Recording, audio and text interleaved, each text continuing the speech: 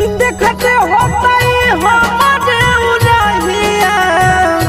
बैठी के पिपरा के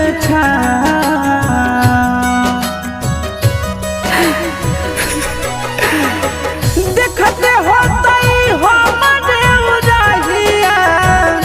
बैठी के पिपरा के रुक रुक रुक अरे टरेनिया रुक रुक रुक रे टरेनिया ले ले चल जनुआ के गाँव रुक रुक रुक रे टरेनिया।